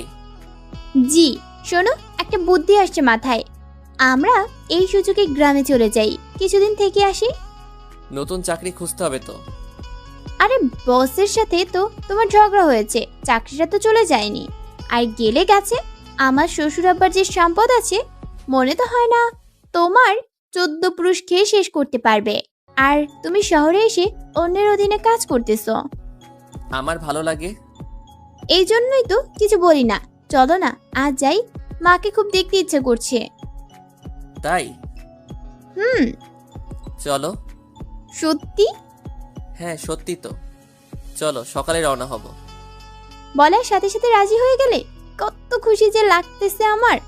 আমার পাগল পাগল বরটা, অনেক ভালোবাসি তোমাকে। নিয়ে যেতে রাজি হয়েছে শুধু এই জন্য ভালোবাসা? না, তুমি না নিয়ে গেলেও ভালোবাসি। আচ্ছা তাহলে যাওয়া এখানেই ক্যান্সেল। ইয়াশা একটু মন খারাপ করলো, তবে মুখে হাসি লেগেই আছে। রাসিফকে সে বুঝতে দিল না। এই পাগলি, এই আমি তোমার ভালোবাসার পরীক্ষা নিচ্ছি না। ছোটবেলা থেকেই তো ভালোবাসো, এটার আবার পরীক্ষা নিতে হবে নাকি? আমি তো পরীক্ষা নেওয়ার কথা কিছু বলেছি? মুখে বলনি, তবে মনে মনে ঠিকই ভেবেছি। ওর দুজন উঠে একসাথে ফ্রেশ হয়ে রান্নাঘরে ঢোকে। মিষ্টি ঝগড়া জ্বলতে থাকে আর রান্নাও হতে থাকে। ঝগড়া রান্না দুটোই শেষ হওয়ার পর খুব তাড়াতাড়ি দুজন খেয়ে নিল। আমি ব্যাগ গুছিয়ে নেই। আমি কি বসে থাকবো নাকি? আমিও গোছাবো। আচ্ছা, আমি কাপড়গুলো এনে দেই, তুমি ওঠাও। এনে দাও। ইয়াশা কাপড় এনে দিচ্ছে আর রাসিফ ভাঁজ করে ব্যাগে তুলছে। সব প্যাক করা শেষ। চলো এখন যাই। রুম লক করে দুজন বেরিয়ে পড়লো গ্রামের উদ্দেশ্যে। রাস্তায় এসে বাস ধরলো। বাসে উঠে ইয়াশা বসেছে জানালার ধারে আর রাসিফ তার পাশে। খুঁটিনাটি কিছু কথাবার্তা চলছে দুজনের মাঝে। বাসের শব্দ আর লোকজন বেশি থাকায় তেমন কথা বলছে না দুজন। বাস চলছে আপন গতিতে। কথা বলতে বলতে হঠাৎই ওভার স্পিডের কারণে গাড়িটা উল্টে গেল। সাথে সাথে পুরো মহাসড়ক নিস্তব্ধ। রাস্তার দুদিকের গাড়িগুলো দাঁড়িয়ে গেল। উল্টে যাওয়া বাসটির পেছনের চাকা খুলে একদিকে চলে গেল। দাঁড়িয়ে থাকা গাড়িগুলো থেকে লোকজন দৌড়ে আসতে লাগলো। গাড়ির ভেতরে বাম পাশে থাকা যাত্রীগুলোর অবস্থা একদম খারাপ, হয়তো কয়েকজন তখনই মারা গেছে। রাসিফ আর ইয়াশা ডান পাশে ছিল। রাসিফ কিছু সময়ের জন্য জ্ঞান হারিয়েছিল। তার জ্ঞান যখন ফিরল তখন সে আরেকটা লোকের উপর পড়ে আছে, আর রাসিফ নিজের উপরেই দেখতে পায় ইয়াশাকে। রাসিফ খেয়াল করলো ইয়াশা তার হাতটা এখনো শক্ত করে ধরে আছে, কিন্তু সেটা ইয়াশার অজ্ঞান অবস্থায়। ইয়াশাও অজ্ঞান হয়ে পড়ে আছে। রাসিফ ইয়াশাকে সরিয়ে নিজে উঠে দাঁড়ানোর চেষ্টা করলো, কিন্তু শরীরে কোনো শক্তি পেল না। ততক্ষণে দমকল বাহিনীর লোকজন আর হাইওয়ে পুলিশ এসে গেছে। রাসিফও উঠে দাঁড়িয়েছে। রাসিফ আশেপাশে তাকিয়ে দেখতে থাকে কিছু লোক একদম চুপচাপ শুয়ে আছে, আর কিছু লোক ব্যথায় কোকড়াচ্ছে। রাসিফের চোখ পড়লো আবার ইয়াশার দিকে। তার মনটা ধুক করে ওঠে। তাকে ফেলে রাসিফ কিভাবে দাঁড়িয়ে আছে? হয়তো জ্ঞান ফেরার পরও ঝিমুনি ভাবটা যায়নি। ইয়াশা শুয়ে থাকা দেখে রাসিফ আবার কেমন যেন হয়ে গেল। খুব দ্রুত রাসিফ ইয়াশাকে বের করে আনলো। রাস্তার পাশে শুয়ে দেয় ইয়াশাকে। রাসিফ দেখে ইয়াশার কোথাও কেটে ফেটে যায়নি। একজন লোককে ধরে তার কাছ থেকে পানি নিয়ে ইয়াশার মুখে ছিটিয়ে দিল। দুই একবার দেওয়ার পর ইয়াশা চোখ মেলে তাকালো। দেখে যে রাসিফ একটা পানির বোতল নিয়ে বসে আছে। ইয়াশা আর চুপ থাকতে পারলো না, হু হু করে কান্না করে দিল। এই আমি ঠিক আছি, তুমি কান্না করো না। আমি তো তোমার অবস্থা দেখে চুপ হয়ে গিয়েছিলাম, আমার মুখ থেকে কথাই বের হচ্ছিল না। হাওমাও করে কান্না করতেছো কেন? কিছু হয়নি তো আমার, সব ঠিক হয়ে যাবে। তোমাকে নিয়ে এখানে থাকা যাবে না, এসব দেখে আরো বেশি কান্না করতেছো। রাসিফ কোনোভাবেই আশাকে নিয়ে সেই স্থান থেকে চলে গেল।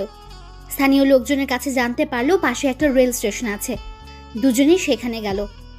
স্টেশনে পৌঁছানোর পর, তুমি কিন্তু কাঁপতেছো। না, কই কাঁপতেছি না।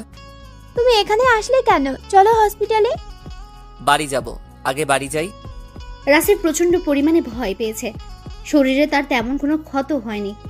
রাসিফ হসপিটালে যেতে নারাজ, কিন্তু ইয়াশা রাসিফের অবস্থা দেখে ভাবে হয়তো কোনো কিছু হয়েছে। রাসিফ লুকাচ্ছে। ইয়াশা রাসিফের কোনো কথাই শুনল না। স্টেশন থেকে রাসিফকে হসপিটালে নিয়ে গেল। সেখানে ডক্টর দেখানোর পর জানতে পারলো রাসিফের ডান হাতটা মচকে গিয়েছে। সাথে সাথে শরীরের অনেক জায়গায় বেশ জোরালো আঘাত পেয়েছে। শরীরটাতে বেশি আঘাত লাগায় তার শরীরটা কাঁপছিল। ইয়াশা আর না পেরে রাসিফকে হসপিটালে ভর্তি করিয়ে বাড়িতে কল করে জানিয়ে দিল। বাড়িতে জানার পর তো মুরব্বীদের অবস্থা আরো খারাপ। অনেক লোকজন এলো গ্রাম থেকে। ইয়াশার মুখ থেকে সব শুনলো তার বাড়ির সবাই। দুজনের মা কিছুক্ষণ কান্না করলো। রাসিফ অনেকবার বললো তার কিছু হয়নি, তাও কি কান্না থামায়? শেষমেশ ডক্টর এসে তাদের সরিয়ে দিল। রুমে শুধু রাসিফের বাবা আর ইয়াশা। রাসিফের বাবা রাসিফের কাছে এসে বলল, তোরা আসতেছিস সেটা বাড়িতে আগে জানাবি না? আমরা দুজন ভাবছিলাম তোমাদেরকে সারপ্রাইজ দিব। আসছে সারপ্রাইজ দিবে, তোরা বলে আসলো সারপ্রাইজ, বুঝলি? এখন যদি কিছু হয়ে যেত। রাসিফের বাবাও কান্না করতে লাগলো। একটা নার্স এসে তাকেও বাইরে নিয়ে গেল। রাসিফ একটা রাত হসপিটালে থাকলো। পরের দিনই সবাই মিলে চলে গেল গ্রামের বাড়িতে। একদিন চলে গেল পরিস্থিতি স্বাভাবিক হতে। এদিকে রাসিফের অফিসের বস ফোন করেছিল অফিসে যেতে। রাসিফ জানিয়ে দেয় সে অ্যাক্সিডেন্ট করেছে, কিছুদিন পর যাবে। রাসিফ একদিনে অনেকটাই সুস্থ হয়েছে, আর সেটাই আসার কারণে। গ্রামে এসে তার পাগলামি আরো বেড়েছে। রাসিফের গায়ে তেল মালিশ করা, কাটাসেনে ছ্যাক দেওয়া, আর সময় মতো ওষুধ খাওয়ানো। প্রত্যেকটা মিনিটে রাসিফের কেমন লাগছে সেটা শোনা, সব মিলে ইয়াশা রাসিফের সাথে আঠার মতো লেগে আছে।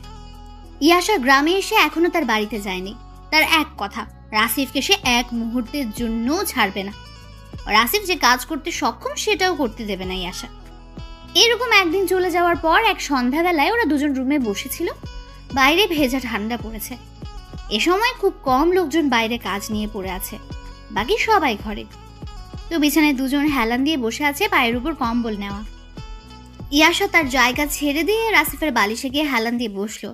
রাসিফ তার হাতটা ইয়াশার পেছন দিয়ে নিয়ে তাকে আরো একটু কাছে টেনে নিল। তারপর কপালটা টেনে একটা চুমু খেয়ে বলল, আমাকে সাথে নিয়ে যাবা তোমাদের বাড়ি? একা একা কেন যাব? একা যাওয়া যায় না। না, এখন আমি তুমি মিলে একজন, তো তাই যাওয়া যায় না। আমার তুমিটা এত লক্ষ্মী কেন? তুমি অনেক ভালোবাসো তাই। আমার সাথে সারা জীবন এভাবে পাড়ি দিবে? জি না, এর থেকে ভালোভাবে পারি, দিব? পাগলি একটা, বুকের মধ্যে আসবে? হুম, না, তুমি ব্যথা পাবা। ব্যথা নেই। তাও যাব না। আসো না একটু। এভাবে ডাকলে কি আর বসে থাকা যায়? ইয়াশা রাসিফের বুকে গিয়ে লুকালো। রাসিফ ইয়াশার চোখের পানি মুছে দিল। তারপর সে আগের মতো হাতের বুড়ো আঙ্গুল দিয়ে গোলাপি আভার উপর হাত বোলানো আর সেই ঠোঁটের স্পর্শ নেওয়া, সব মিলিয়ে তাদের ভালোবাসা আরো গভীর থেকে গভীরতর হচ্ছে, যেটা কখনো হারিয়ে যাবার নয়।